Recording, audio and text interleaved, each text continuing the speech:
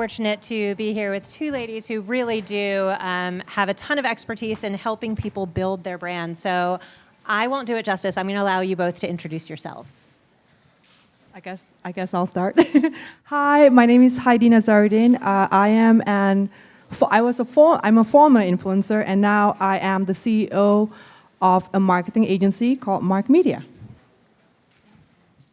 That was so fast. That was really good. I'm not that good. Hi, everyone. My name is Sonja Rasula. I am the CEO of a company called Unique Markets. We create pop-up marketplaces all over the country to get people to shop from small, independent designers and artists. And we have one coming up in downtown LA, November 30th, December 1st, Thanksgiving weekend. Oh, yes. Fantastic. Okay, so I have a few questions to pose to you, but I'm really just encouraging open dialogue. And then both of you have asked for plenty of time for Q&A. So think about what you might want to ask as we go through this, and we'll make sure that a mic gets passed around with plenty of time to answer a handful of questions.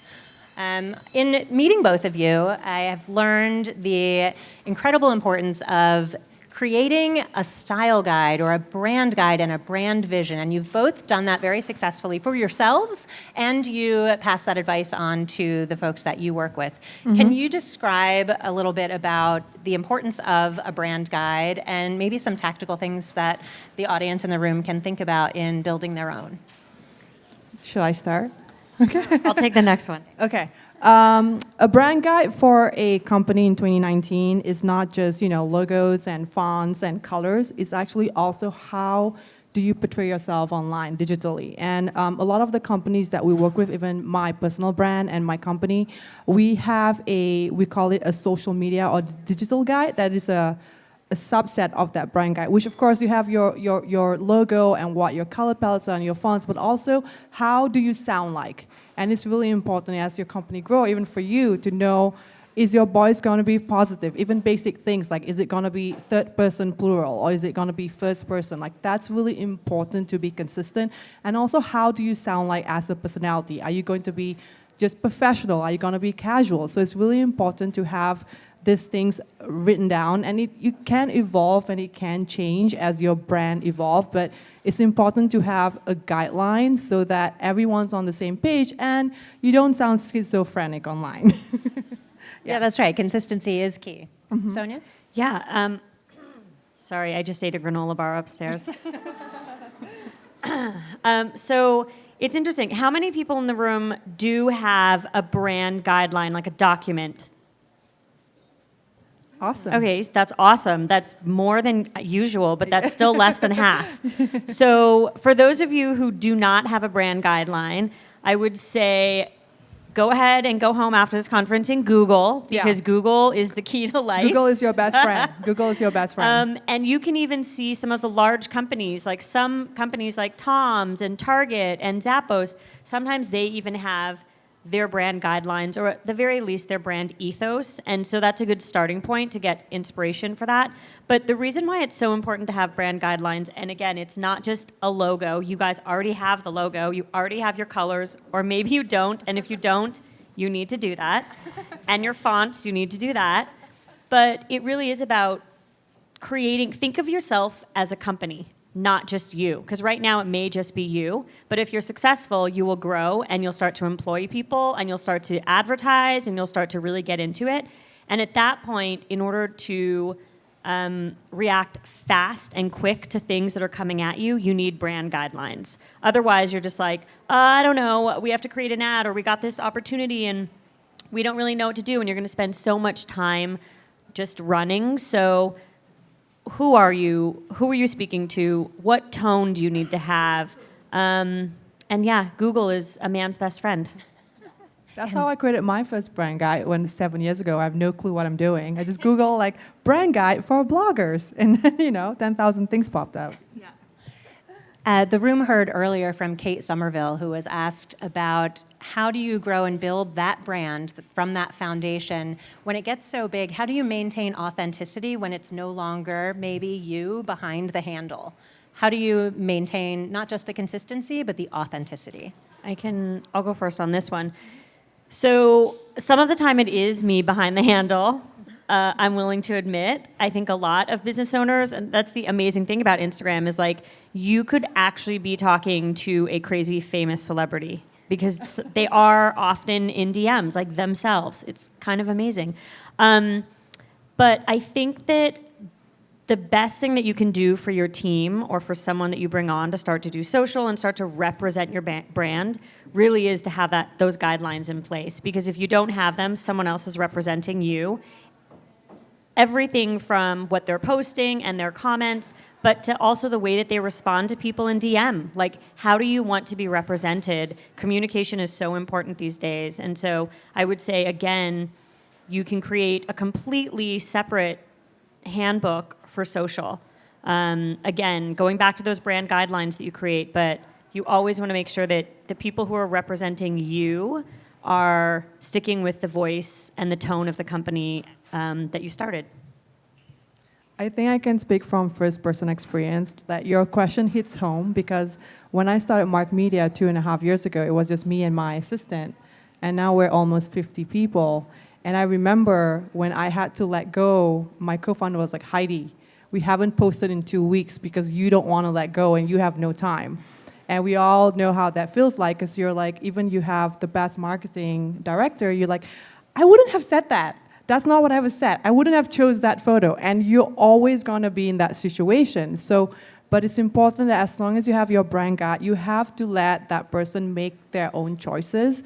As long as they're like, 90% there or 80% there, the other 20% you got to let go. Have a post-mortem meeting and say, you know what, like try to get them to understand your vision.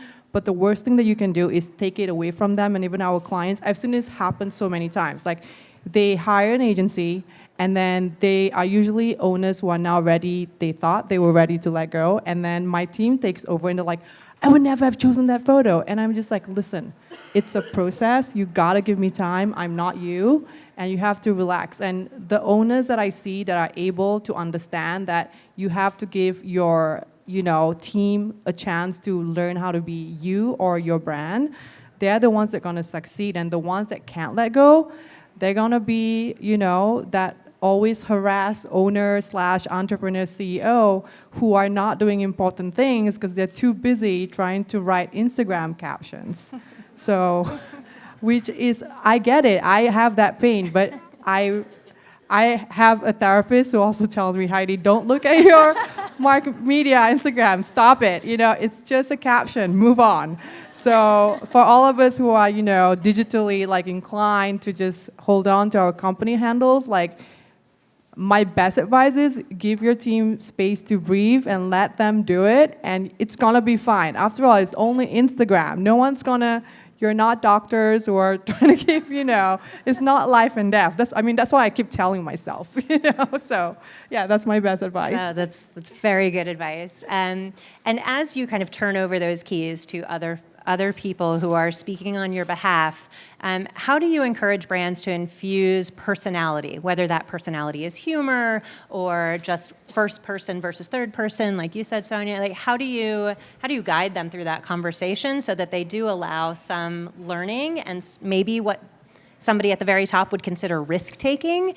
How do you kind of prove that it works, and how do you infuse that into the plan? You want me to go first? So I work with a lot of small business owners, thousands every year, and it's really interesting because when you're doing everything is important. So they put so much pressure on themselves, especially when it comes to Instagram. And what I find often is that people let their fear and anxiety stop them. And Facebook has a saying that's all over their offices, which is done is better than perfect. I really believe that as well. You can always delete, you can always archive, but if you're not trying and you're not putting yourself out there, then what are you really doing? And so for all the small business owners out there, I feel like this room is filled with people who already understand their voice and their tone, and so most likely it's going to be much easier for you to be authentic. But for those of you who do have reservations about selling yourself or appearing like you are selling yourself, I would say you have to get over that because you need to get paid and you need to sell yourself. And the people who are judging you for that will unfollow you, and that's fine. Bye. But don't judge yourself. Yeah, bye, Felicia. You can't judge yourself. And that honestly, usually it's you judging yourself, being like, I just did a post 2 posts ago about this thing, and so I don't want to feel like I'm selling. My family is going to start thinking that I'm just constantly hawking product. And it's like, no, you need to get paid and stop judging yourself and just post. I love what you said. Yeah.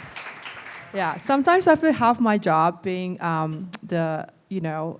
working with so many brands is like I'm half therapist, because half the time I'm trying to tell the business owners, like, listen, it's okay to post about your products. It's fine. No, they're like, oh my gosh, like my friend's gonna hate me. They think I'm gonna be so salesy. I don't know. And I said, listen, you are selling products. Like, entrepreneur, you're selling something, so you got to get over it.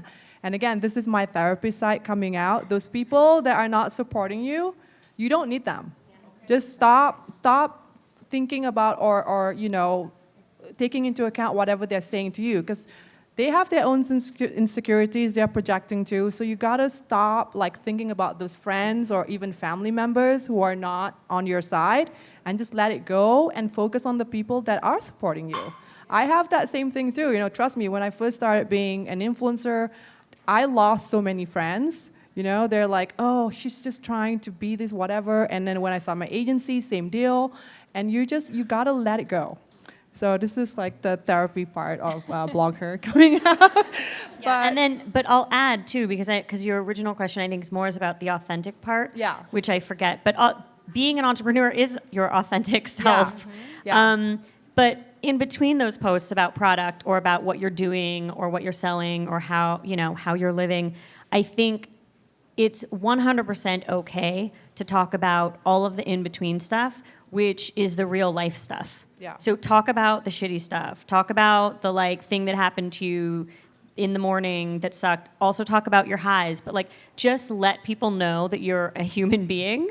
And if you are your authentic self and you're talking in a voice that is how you would talk to a friend or anyone in person, it will be authentic.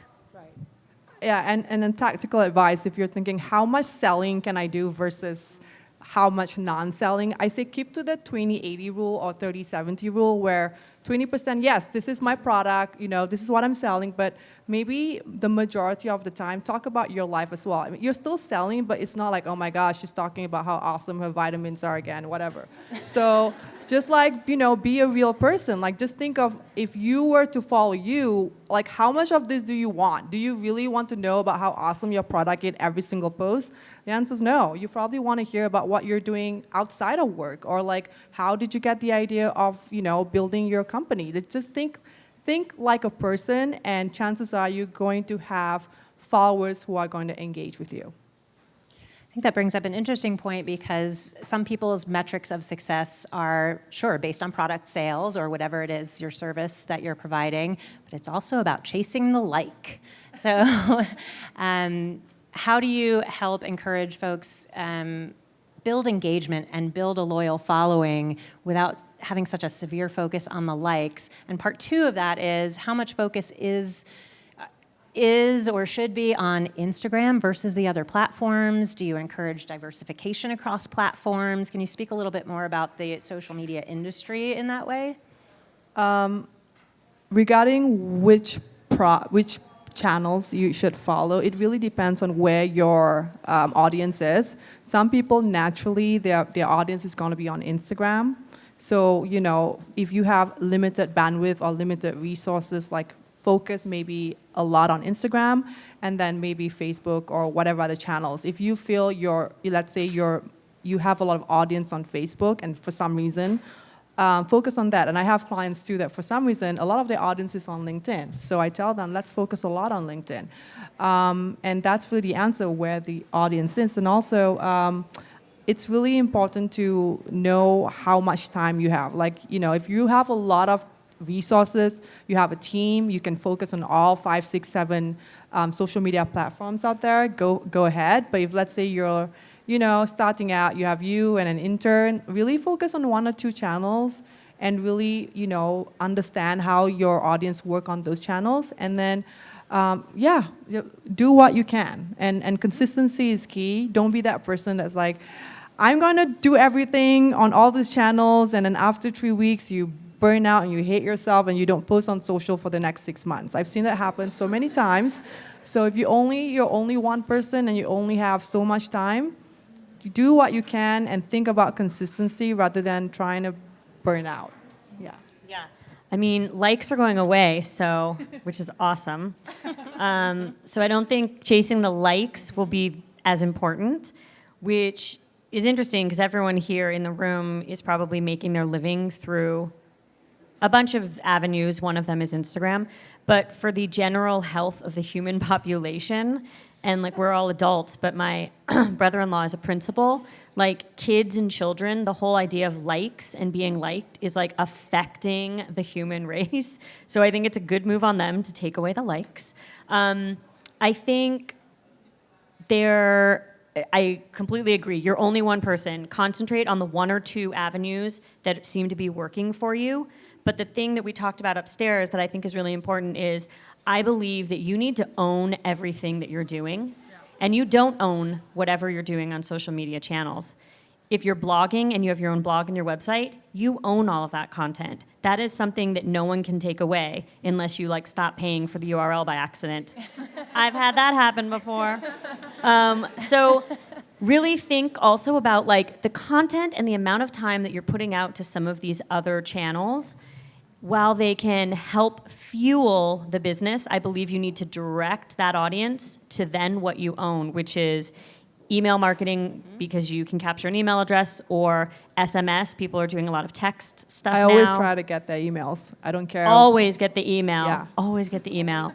And then just build your website. And I know for so many people, it's like the website is almost like back in the corner. But I believe like every 5 to 10 years, there are new trends. Your website's always going to be there. Whatever the next trend is, TikTok, like, you know what I mean? Like, you need to create content that you own. Very important. Yeah, totally agree. I mean, part of what She Media does is help bloggers monetize their websites, and that becomes a supplementary income while you get to work on all these other avenues and test new things. When you own the content that's on your website, that's all you, and you can control a lot more of it. The analytics are all yours. The email addresses are all yours. So yeah, we strongly encourage that too. We wanted to make sure we have lots of time for Q&A. So while everybody's thinking about questions, and I'm looking for somebody who can wrangle a mic, I'll ask you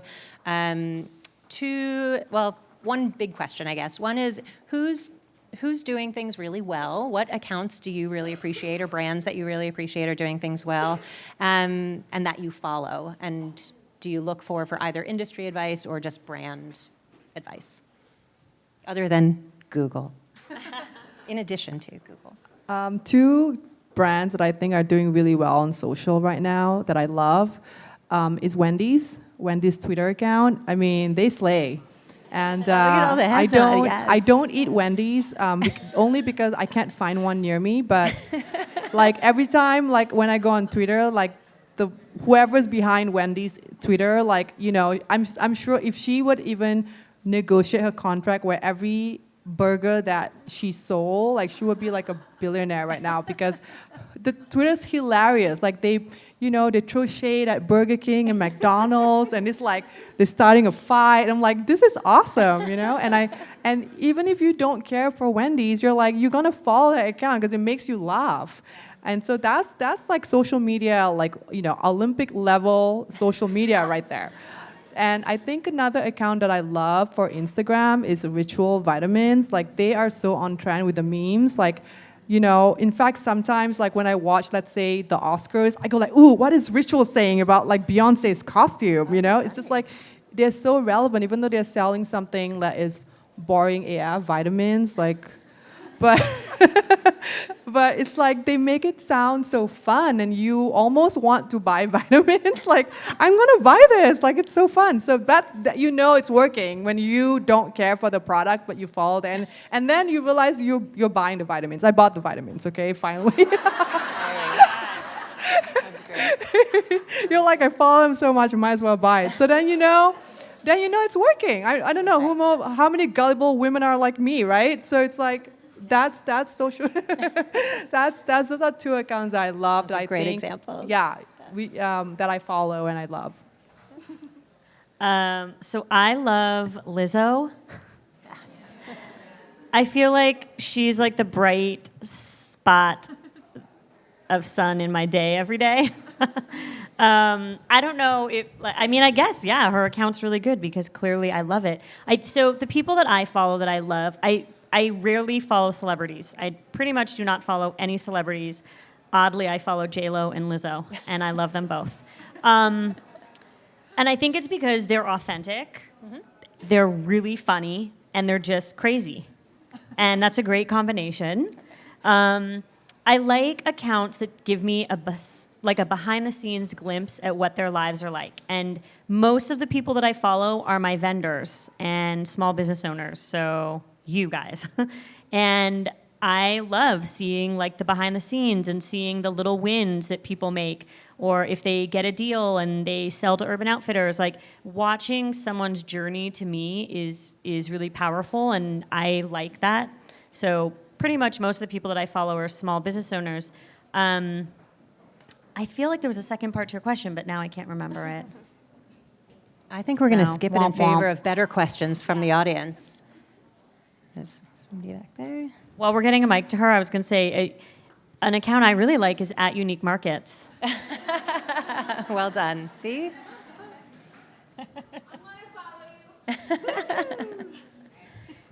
I'll stand up. Hi, my name's Malika. I work in the entertainment marketing sector. So when you guys were talking about likes and how they're going away, how are you like positioning your clients now to prepare for that moment? Like, are you gearing them towards, putting more CTAs in copy, or are there any other tactics that you've thought about? We've known about this for a while. Canada was the first market that had no likes. So we've known for the while that the writing was on the wall. And how we prepared was, honestly, for brands, it doesn't affect them very much because at the end of the day, when we submit that report, what they want to see is, the engagement and the click-throughs. And so those metrics for us is still there. So for brands, it doesn't affect them very much. It's still the same thing. I think how that is going to affect people are for influencers, because now you can't show those likes anymore. But I'm sure brands would ask you to give, back-end screenshots. So I think the likes are mostly for, like Sonja has said, for the health of the population in general, where, I've seen it where 16-year-olds compare themselves to other 16-year-olds and they get, I remember my 16-year-old friend's daughter that said, my photos always get like 20, 30 likes and my friends always get like 100 likes. Like, does this mean like I'm not as attractive as them? And it breaks my heart. So I think that's the real impact of those likes. But for brands in general, I don't think it's going to affect them very much, because at the end of the day, what they want to see is the metrics, which is still available to them via reports. I think it's for Instagram, it's always been engagement. Like, you have to remember the whole platform was created as a community. So the idea of liking doesn't really do anything. Engagement is community driven.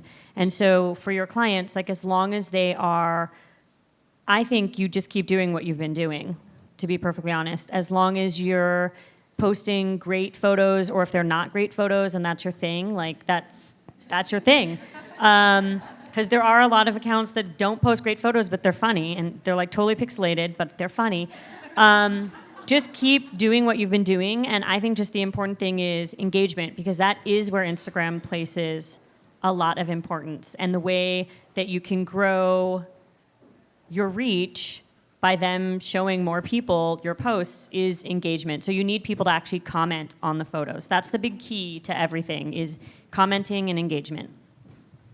All right, this is going to be our last question. Hi, my name's Jenna Liak, and my question for you is, with authenticity and vulnerability being much more of kind of the front, engagement grabber, and how accounts are being much more real and encouraged to do so, like you guys are saying. When you have more than one brand, and you, like for instance, I noticed, Sonja, you have many different Instagram accounts, and I can imagine you have helped to kind of highlight and take care of all those accounts, but what would you recommend for somebody like me who has a product account, and then I'm also a lifestyle blogger? When I'm giving the 80-20, I tend to give it all to my lifestyle, right, because they like to follow my whole journey with all different parts of my life, and I was given the advice that on my product, which is fine jewelry, I should keep it just on brand. Nobody wants to see my life. Nobody wants to see the back, the back stage things that are happening. They want to see just the jewelry. What is your advice on brand building in that sense? I don't think that's true. I would love to see the jewelry owner's like story. Obviously, there's a place for it. I say if in doubt, place it on your stories. But, you should tell people how passionate you are about your jewelry, because more and more, that's what's going to move the needle on that purchase, to be, really sales-centric about it. If I were to choose two brands and I'm like, with one brand, I see how hard the owner is working and how she interacts and what her life is about, like chances are I'm going to be moved to be more, I'm going to follow the account that has more personality rather than just, jewelry is awesome, but the thing that separates your jewelry brand from the other 1 million that exist in the world is you. Yeah. So the advice that you were given, if you were Tiffany's, sure, maybe they're not going to be posting photos of people in I wish factories Tiffany people would post more about themselves. It's super interesting. But you can keep the types of posts about you, about materials, about things that inspire you. So they don't have to be like behind the scenes janky photos. You can elevate what you're posting to match the fine jewelry posts. Yeah, it's thinking about it that way. I think a good account that's similar to yours is like Summer Fridays. I know it was founded by Mariana, who's an influencer, and her friend, who's also an influencer. But they've done a great job of Summer Fridays feed, where it is about the product, but you can see how the founders are working, how they relate to the product. So that's a good benchmark account for you to see what kind of content would be relevant to yours as well. I mean, after all, it's called social media. You should have something about your social life exposed. Yeah, my one tiny advice though, as authentic as you want to be, if you're really angry and mad, don't post. Don't post. Like That's if you're good super advice. angry, like you can even and trust me, I am a very passionate person. When I'm angry, I see black. So what I do is, I've learned, is I will type it out, like that post, like, I hate this person, how dare you, blah, blah, blah. And then I just stare at it, and then I delete it. Or I screenshot it. What's that? I screenshot it just to show that this is what I'm thinking. And then I would show it to my husband and my best friend, and they were like, oh my God, did you actually post that? I'm like, no, but do you think I should? Like,